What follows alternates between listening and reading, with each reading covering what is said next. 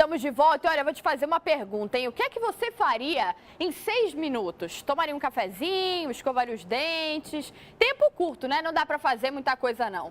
Bom, aí é que você se engana porque foi nesse tempo, 6 minutos relâmpago, que o Cruzeiro fez 3 gols e venceu o Botafogo de virada no Engenhão.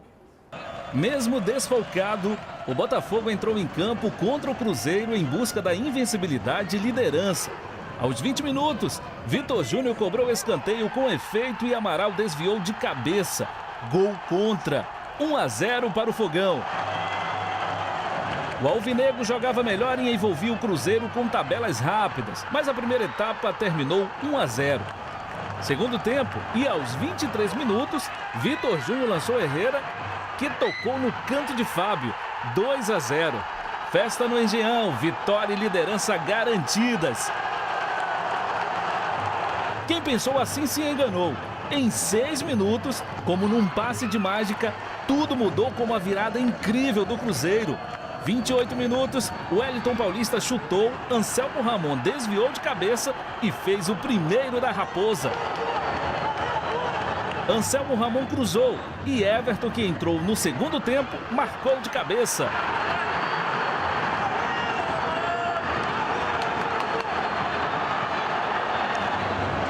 O terceiro gol saiu depois de Milton Rafael derrubar Montilho dentro da área.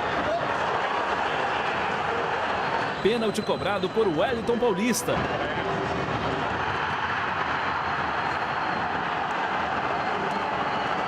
O Botafogo sentiu o golpe e não conseguiu mais reagir. Final da partida, primeira vitória do Cruzeiro e primeira derrota do Fogão. Oswaldo de Oliveira tentou explicar o resultado. É difícil explicar, né? Porque até aquele momento o Cruzeiro não tinha criado nenhuma oportunidade de gol.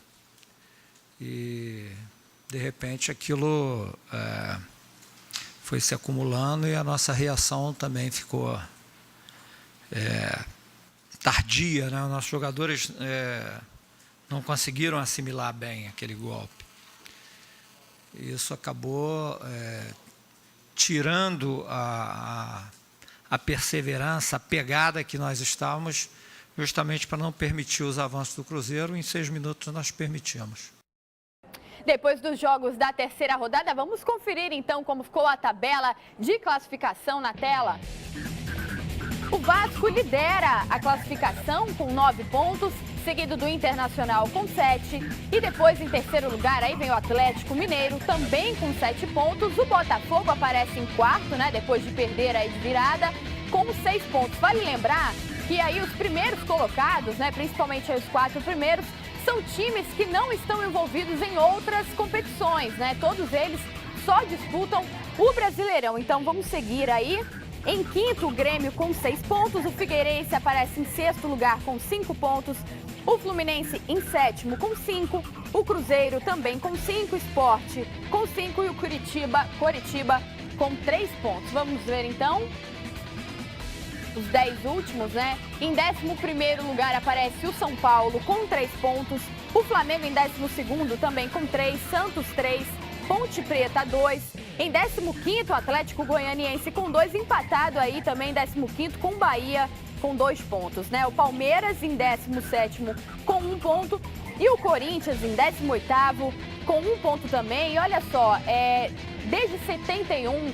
essa é o pior início de campeonato brasileiro para os times paulistas até agora. Só o São Paulo venceu e venceu uma partida só.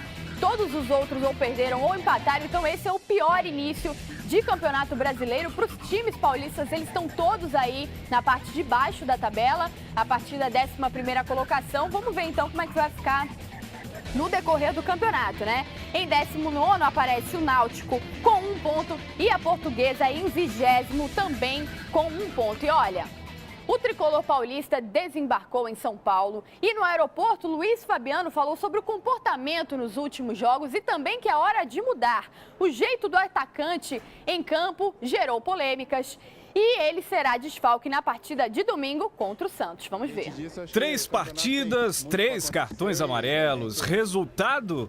Não joga contra o Santos neste domingo. Este é Luiz Fabiano, um dos principais jogadores do time, capitão, mas que vem reclamando muito dentro de campo. Ele já admite repensar as atitudes. Eu tenho uma experiência muito grande dentro do futebol para saber reconhecer e saber o momento certo de começar a repensar nas minhas atitudes.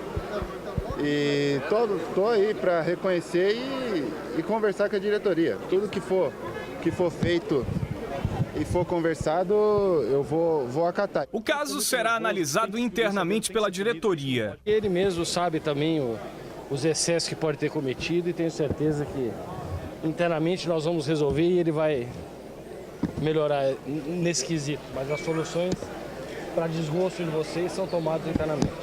Mas vamos voltar a falar de futebol. O tricolor não está bem no Brasileirão e na última rodada perdeu para o Internacional por 1-0.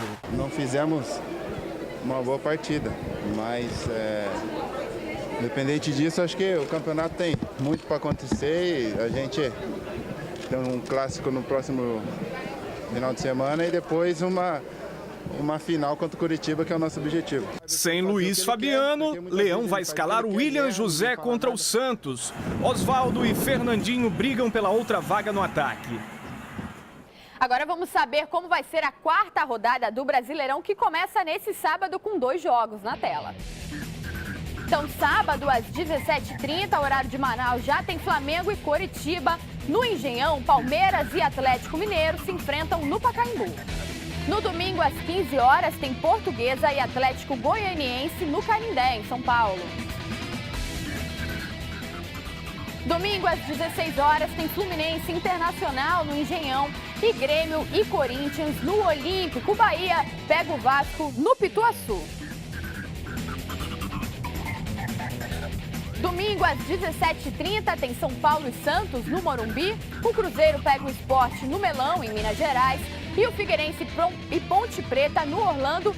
Scarpelli, já o Náutico e Botafogo se enfrentam lá nos aflitos.